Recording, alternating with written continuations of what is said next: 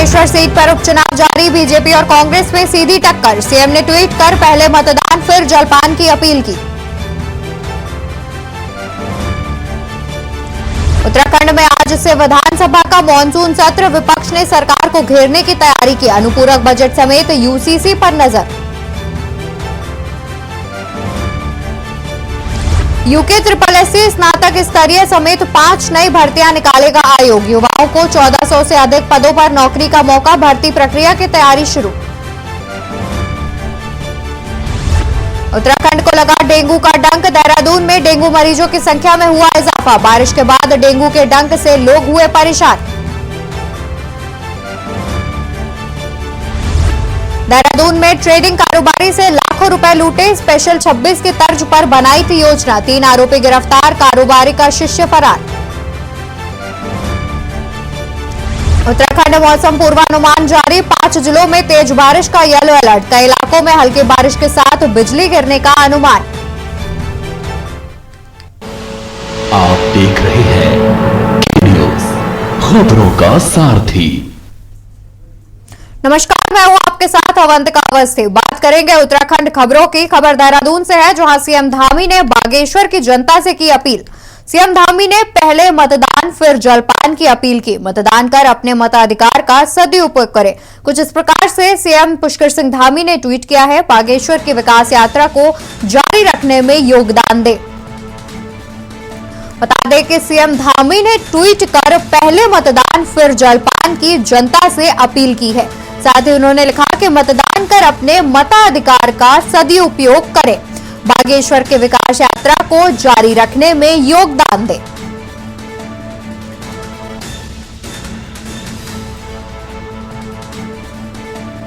बता दें कि बागेश्वर में हो रही है वोटिंग।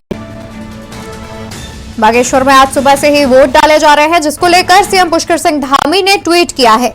सीएम धामी ने लिखा कि पहले मतदान फिर जलपान। कुछ इस प्रकार से सीएम धामी ने ट्वीट कर आम जनमानस से पहले मतदान करने की अपील की है। आपको बता दें कि आज सुबह 7 बजे से ही बागेश्वर सीट पर वोटिंग चालू है। बागेश्वर सीट पर उपचुनाव है, जहां पर आज सुबह 7 बजे से ही लोग वोट डालने के लिए पहुंच रहे हैं, जिसको लेकर के सीएम पुष्कर सिंह धामी ने ट्वीट किया है। उन्होंने ट्वीट में लिखा कि पहले मतदान फिर जलपान। आपको बता दें कि आज सुबह 7 बजे से ही बागेश्वर सीट पर उपचुनाव चालू है। बागेश्वर सीट पर आज सुबह 7 बजे से ही वोट डाले जा रहे हैं। आपको बता दें कि उत्तराखंड की बागेश्वर सीट पर बीजेपी और कांग्रेस के बीच कड़ी टक्कर देखने को मिल रही है। आज सुबह 7 बजे से ही लोग अपने अपने वोट डालने पहुंच रहे हैं, जिसके बीच सीएम पुष्कर सिंह धामी ने लोगों से वोट डालने की अपील की है। उन्होंने ट्वीट किया है कि पहले मतदान फिर जलपान। आपको बता दें कि बागेश्वर सीट जो है वो काफी महत्व रखती है बीजेपी के लिए। फिलहाल इस वक्त बीजेपी और कांग्रेस के बीच कड़ी टक्कर देखने को मिल रही है। बता दें कि सीएम धामी ने पहले मतदान फिर जलपान की अपील की है। ट्वीट के माध्यम से उन्होंने लिखा कि मतदान कर अपने मताधिकार का सदुपयोग करें। साथ ही उन्होंने लिखा कि बागेश्वर के विकास यात्रा को जारी रखने में योगदान दें। सीएम पुष्कर सिंह धामी ने बागेश्वर की जनता से अपील की है। बता दें कि बागेश्वर में आज उपचुनाव है। सुबह 7 बजे से ही वोटिंग जारी है। खबर देहरादून से, जहां विधानसभा के 300 मीटर दायरे में धारा 144 लागू। डीएम डॉक्टर सोनिका ने दिए धारा 144 लागू करने के आदेश। बता दें कि डीएम डॉक्टर सोनिका ने धारा 144 लागू करने के आदेश दिए हैं। विधानसभा सत्र की समाप्ति तक लागू रहेगी व्यवस्था। एक स्थान पर 5 या इससे अधिक लोग नहीं हो सकते हैं इकट्ठे। इसके चलते आज डीएम ने धारा 144 लागू करने के आदेश दिए हैं। डीएम डॉक्टर सोनिका ने धारा 144 लागू करने के आदेश दिए हैं। बता दें कि धारा 144 लागू होती है तो वहां पर एक जगह पर 4 से 5 लोग इकट्ठे नहीं हो सकते हैं। विधानसभा सत्र की समाप्ति तक धारा 144 लागू रहेगी। विधानसभा के 300 मीटर दायरे में धारा 144 लागू करने के डीएम डॉक्टर सोनिका ने निर्देश दिए हैं। बता दें कि डीएम डॉक्टर सोनिका ने धारा 144 लागू करने के आदेश दिए हैं, जिसके चलते एक ही जगह पर 4 या 5 से ज्यादा लोग इकट्ठे नहीं हो सकते हैं। एक स्थान पर 5 या से अधिक लोग इकट्ठे नहीं हो सकते हैं। बता दें कि विधानसभा सत्र के अंतिम दिन तक ऐसी व्यवस्था लागू रहेगी। बता दें कि 300 मीटर दायरे में धारा 144 लागू की गई है। विधानसभा सत्र चालू होने वाला है। आज से विधानसभा का मानसून सत्र चालू है। इसके चलते डीएम डॉक्टर सोनिका ने धारा 144 लागू करने के आदेश दिए हैं। बता दें कि एक स्थान पर 5 या इससे अधिक लोग नहीं हो सकते हैं इकट्ठे। खबर देहरादून से, जहां विधानसभा का मानसून सत्र आज से चालू है, जिसके चलते डीएम डॉक्टर सोनिका ने विधानसभा के 300 मीटर तक के दायरे में धारा 144 लागू करने के आदेश दिए हैं। उत्तराखंड के बागेश्वर में भी उपचुनाव के लिए वोटिंग जारी है। बागेश्वर विधानसभा में 128 बूथ हैं और कुल 1,18,311 वोटर हैं। इनमें 60,028 पुरुष और 58,283 महिला वोटर शामिल है। इस उपचुनाव में 5 प्रत्याशी मैदान में हैं। भाजपा से पार्वती दास, कांग्रेस से बसंत कुमार, यूकेडी से अर्जुन देव, उत्तराखंड परिवर्तन पार्टी से भागवत कोहली व एसपी से भगवती प्रसाद मैदान में है। बीजेपी विधायक चंदन राम दास के इस साल अप्रैल में हुए निधन के बाद उत्तराखंड की बागेश्वर विधानसभा सीट रिक्त हो गई थी, इसलिए इस पर उपचुनाव कराया जा रहा है। यहाँ सीधा मुकाबला बीजेपी और कांग्रेस के बीच है। बीजेपी ने पार्वती दास को उम्मीदवार बनाया है। पार्वती दास दिवंगत बीजेपी विधायक चंदन राम दास की पत्नी है। बागेश्वर विधानसभा सीट पर उपचुनाव हो रहा है। बीजेपी और कांग्रेस ने इसमें पूरी ताकत झोंक दी है।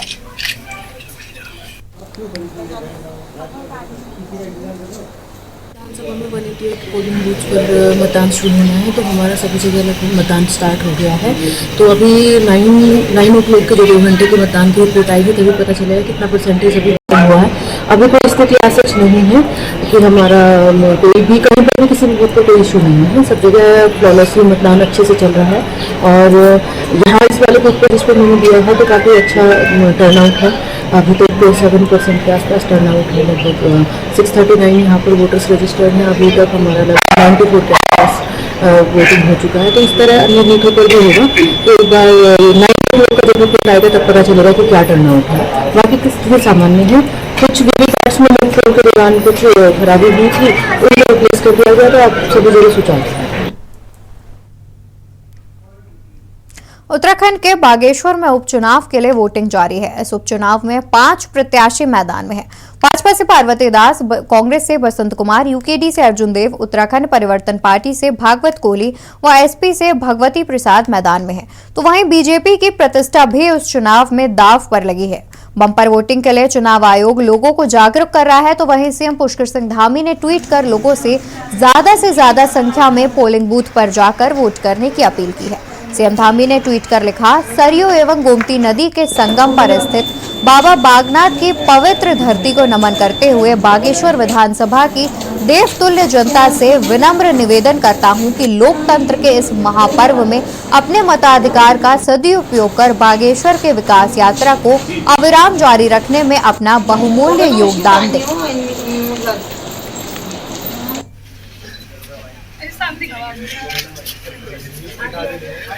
आगे हाँ दिखाई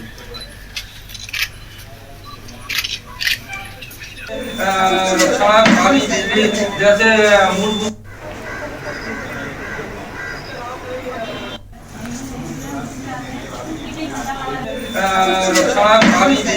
जैसे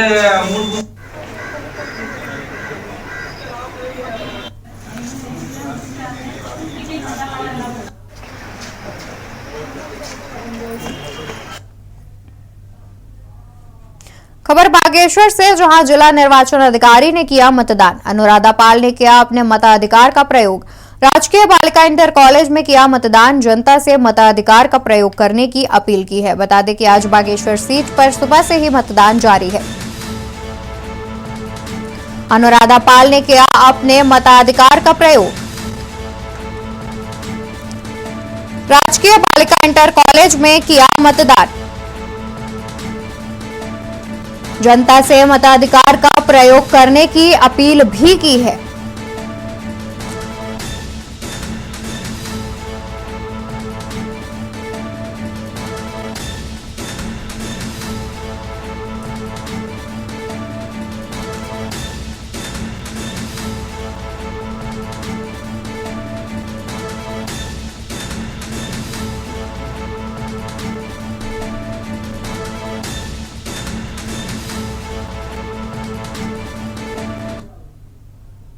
खबर देहरादून से है, जहां पूर्व नेता प्रतिपक्ष प्रीतम सिंह को दी गई बड़ी जिम्मेदारी। पूर्व नेता प्रतिपक्ष प्रीतम सिंह को दी बड़ी जिम्मेदारी। कांग्रेस हाईकमान ने पूर्व नेता प्रतिपक्ष को दी बड़ी जिम्मेदारी। प्रीतम सिंह कांग्रेस की केंद्रीय चुनाव समिति में किए गए शामिल। मल्लिकार्जुन खड़गे ने पार्टी की केंद्रीय चुनाव समिति का किया पुनर्गठन। सोनिया और राहुल गांधी के साथ अन्य वरिष्ठ नेता हैं शामिल। चुनाव समिति उम्मीदवारों के नाम पर लगाएगी अंतिम मुहर। विधानसभा और लोकसभा चुनाव में उम्मीदवारों के नाम पर लगेगी मुहर। नई जिम्मेदारी के लिए प्रीतम सिंह को दी गई बधाई। पूर्व सीएम हरीश रावत समेत कई नेताओं ने दी बधाई। बता दें कि सोनिया गांधी और राहुल गांधी समेत अन्य नेतागण रहे मौजूद। चुनाव समिति उम्मीदवारों के नाम पर लगाएगी अंतिम मुहर। विधानसभा और लोकसभा चुनाव में उम्मीदवारों के नाम पर लगेगी मुहर। नई जिम्मेदारी के लिए प्रीतम सिंह को दी गई बधाई। खबर देहरादून से, जहां पूर्व नेता प्रतिपक्ष प्रीतम सिंह को दी गई बड़ी जिम्मेदारी। कांग्रेस हाईकमान ने पूर्व नेता प्रतिपक्ष को दी बड़ी जिम्मेदारी। प्रीतम सिंह कांग्रेस की केंद्रीय चुनाव समिति में किए गए शामिल। मल्लिकार्जुन खड़गे ने पार्टी की केंद्रीय चुनाव समिति का किया पुनर्गठन। सोनिया और राहुल गांधी के साथ अन्य वरिष्ठ नेता भी हुए शामिल। चुनाव समिति उम्मीदवारों के नाम पर लगाएगी अंतिम मुहर। विधानसभा और लोकसभा चुनाव में उम्मीदवारों के नाम पर लगेगी मुहर। नई जिम्मेदारी के लिए प्रीतम सिंह को दी गई बधाई। सोनिया और राहुल गांधी के साथ अन्य वरिष्ठ नेता भी हैं शामिल। चुनाव समिति उम्मीदवारों के नाम पर लगाएगी अंतिम मुहर।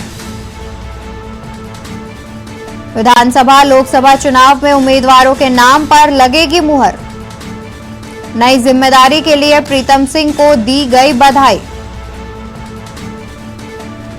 खबर देहरादून से, जहां पूर्व नेता प्रतिपक्ष प्रीतम सिंह को मिली बड़ी जिम्मेदारी। कांग्रेस हाईकमान ने पूर्व नेता प्रतिपक्ष को दी बड़ी जिम्मेदारी। बता दें कि प्रीतम सिंह कांग्रेस की केंद्रीय चुनाव समिति में किए गए शामिल। मल्लिकार्जुन खड़गे ने पार्टी की केंद्रीय चुनाव समिति का किया पुनर्गठन। सोनिया और राहुल गांधी के साथ अन्य वरिष्ठ नेता हैं शामिल। खबर देहरादून से, जहां आज से उत्तराखंड विधानसभा का मानसून सत्र शुरू हो रहा है। विधानसभा का मानसून सत्र आज पहले दिन पूर्व मंत्री चंदन राम दास व पूर्व विधायक कुंवर सिंह नेगी को सदन में श्रद्धांजलि दी जाएगी, जबकि अगले दिन विधायी कार्यों के साथ अनुपूरक बजट पेश होगा। अनुपूरक बजट 5,000 करोड़ रुपए का हो सकता है। सत्र के दौरान अनुपूरक समेत 13 विधेयक पेश किए जाएंगे। सत्र के लिए विधायकों ने 614 प्रश्न लगाए हैं। इस बीच विपक्ष ने अतिक्रमण, आपदा, बेरोजगारी, कानून व्यवस्था समेत तमाम मुद्दों पर सरकार को सड़क से सदन तक घेरने की रणनीति बनाई है। सरकार ने भी विपक्ष के हमलों का जवाब देने के लिए अपने तर्कश में तीर तैयार कर लिए हैं।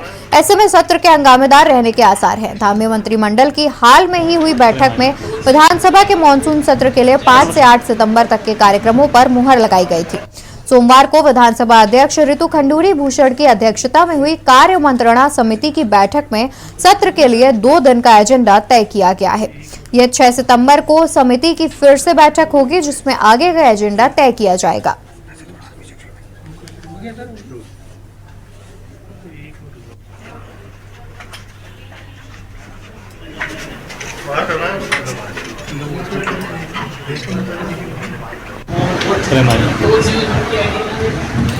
परंपरा है और बहुत अच्छी परंपरा है कि हम सत्र के शुरू होने से पहले सभी दलों के माननीय सदस्यों से मिलते हैं। सब रिप्रेजेंटेशन एक एक आता है और हम उनसे मिलते हैं और उसके बाद कार्य मंत्रणा की बैठक होती है। बहुत ही अच्छे माहौल में बैठक हुई और मैं सभी सदस्यों का आभार भी व्यक्त करना चाहती हूँ। बातचीत वही है कि हम लोग ज्यादा से ज्यादा सत्र में जो चले, लोग जो आए वो अपना जो सदस्य आए वो अपनी बातों को रखें, प्रश्नों के जो जवाब हो वो हो सके और अच्छे माहौल में, अच्छे वातावरण में समय का उपयोग करते हुए हम इस सत्र को चलाएं। खबर देहरादून से है, जहां उत्तराखंड विधानसभा का मॉनसून सत्र आज से शुरू हो गया है। इसके लिए जहां कांग्रेस विधानमंडल दल ने बैठक कर अतिक्रमण, बेरोजगारी और महंगाई के मुद्दे पर सरकार को घेरने की रणनीति तैयार की है, वहीं भाजपा विधानमंडल दल की बैठक में पलटवार करने के लिए मंत्रियों को पूरी तैयारी के साथ पहुंचने को कहा गया है।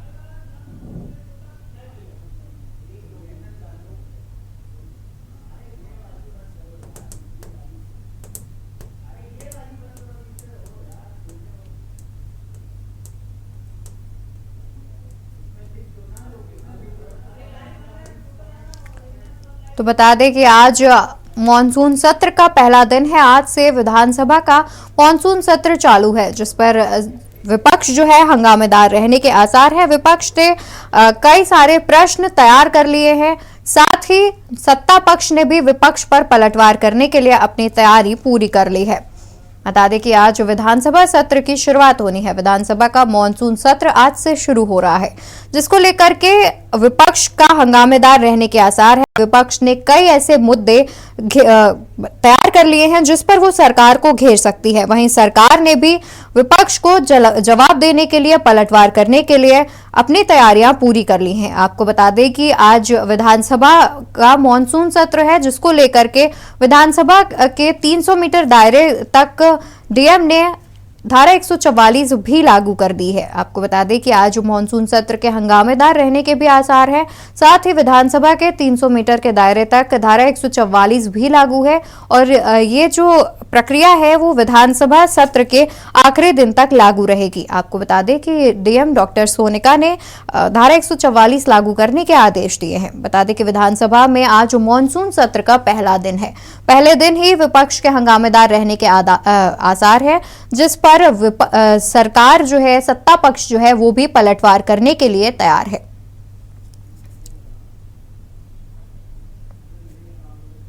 आपको बता दें कि आज देहरादून विधानसभा का मॉनसून सत्र है। आज पहला दिन है मॉनसून सत्र का।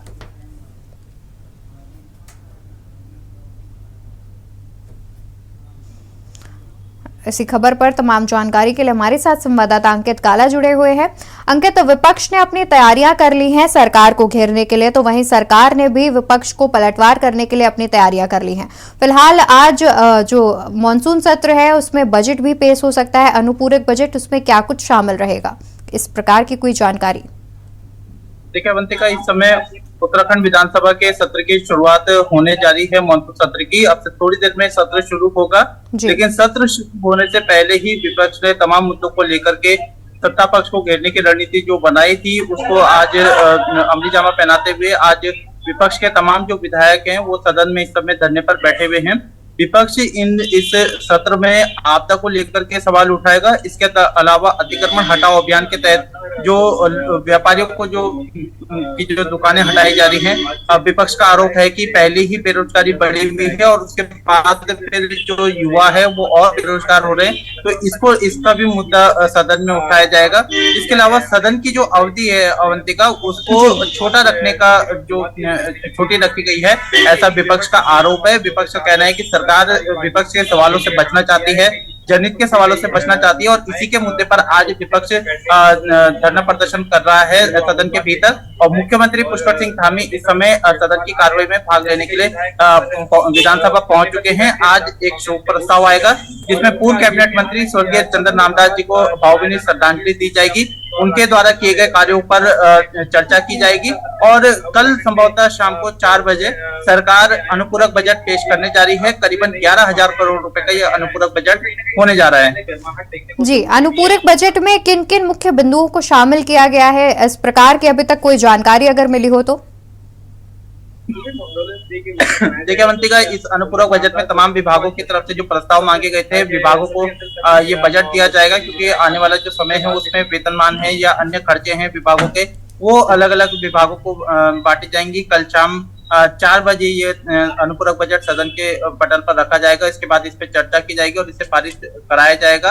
और कहीं ना कहीं सरकार इस समय 11,000 करोड़ रुपए का ये जो सप्लीमेंट्री बजट है उसको सदन के पटल पर लाएगी और इसके बाद फिर इसको पारित कराएगी। इसके साथ ही साथ तमाम जो अन्य विधेयक हैं, अध्यादेश हैं, वो भी इस सदन की कार्रवाई में पारित होते हुए नजर आएंगे।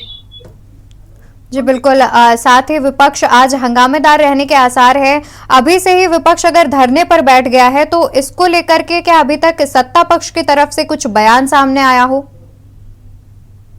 देखिए, सत्ता पक्ष का ये कहना है कि विपक्ष कहीं ना कहीं चर्चा से भागना चाहता है, विधानसभा सत्र को शांतिपूर्ण तरीके से चलाना नहीं देना चाहता है और यही वजह है कि विपक्ष की ओर से अनर्गल आरोप लगाए जा रहे हैं। सरकार का ये कहना है कि जो सत्र की अवधि तय की गई है वो बिजनेस के आधार पर तय की गई है। विपक्ष का ये कहना है कि जब सवाल नहीं लिए जा रहे हैं तो फिर सरकार इसको मतलब जो तमाम जो विधायक हैं वो अपने अपने क्षेत्रों के सवाल उठाना चाहते हैं, तो सरकार फिर इस प्रश्नकाल से क्यों बच रही है। तो दोनों ही सत्ता पक्ष और विपक्ष की तरफ से आरोप प्रत्यारोप लगाए जा रहे हैं, लेकिन इन सब के बीच में सरकार ने ये निर्णय लिया है कि जो सदन है वो 5 तारीख से लेकर के 8 तारीख तक चलेगा और इसमें सरकार अनुपूरक बजट लाने जा रही है। और विपक्ष का ये कहना है कि सदन की अवधि को बढ़ाया जाना चाहिए और इसको लेकर के वो लगातार आज विरोध प्रदर्शन कर रहे हैं। और कहीं ना कहीं सदन के भीतर महंगाई, बेरोजगारी और इसके अलावा अतिक्रमण हटाओ अभियान, आपदा में जो आपदा प्रभावितों का मुद्दा है, बाजपुर का मुद्दा है, ऐसे अनगिनत मुद्दे हैं जिसको लेकर के कि आज विपक्ष कहीं ना कहीं सदन में हंगामा करता हुआ नजर आएगा। तो अवंतिका, आज अभी थोड़ी देर में सदन की कार्रवाई शुरू होगी, उसके बाद शोक प्रस्ताव ला करके स्वर्गीय चंद्र नामदास जी को भावभीनी श्रद्धांजलि अर्पित की जाएगी और उसके बाद जो मुख्य कार्य है वो सदन की कार्रवाई का वो कल से शुरू होता हुआ नजर आएगा। जी बिल्कुल, शुक्रिया अंकित आपका तमाम जानकारी हम तक पहुंचाने के लिए।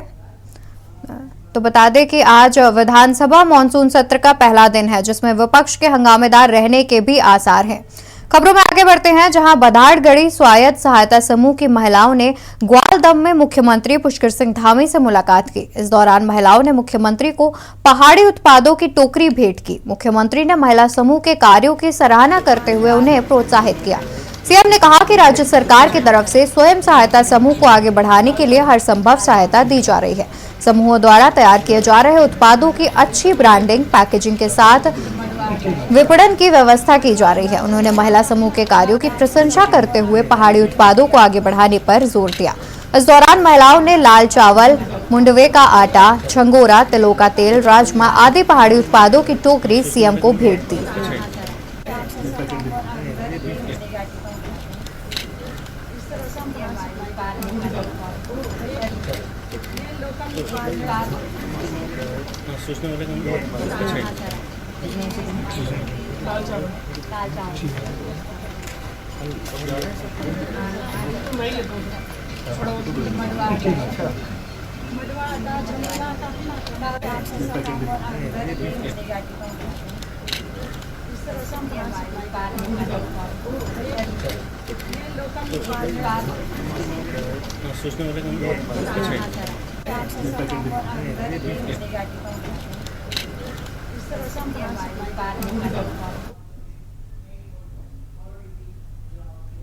रामनगर हल्द्वानी मार्ग के पास बैलगढ़ के पास अज्ञात वाहन चालक में एक टेम्पो पर टक्कर मार दी और वाहन चालक मौके से फरार हो गया। घटना की जानकारी मिलने के बाद मौके पर पहुंची पुलिस ने वहां मौजूद लोगों की मदद से टेम्पो में सवार सभी 5 घायलों को उपचार के लिए रामनगर के सरकारी अस्पताल पहुंचाया। घटना के संबंध में जानकारी देते हुए कोतवाली के एसएसआई मोहम्मद यूनुस ने बताया कि अस्पताल में चिकित्सकों द्वारा टेम्पो चालक संजय कुमार शर्मा निवासी ग्राम भवानीपुर करणपुर को मृत घोषित कर दिया गया, जबकि अन्य घायलों का उपचार अस्पताल में किया जा रहा है।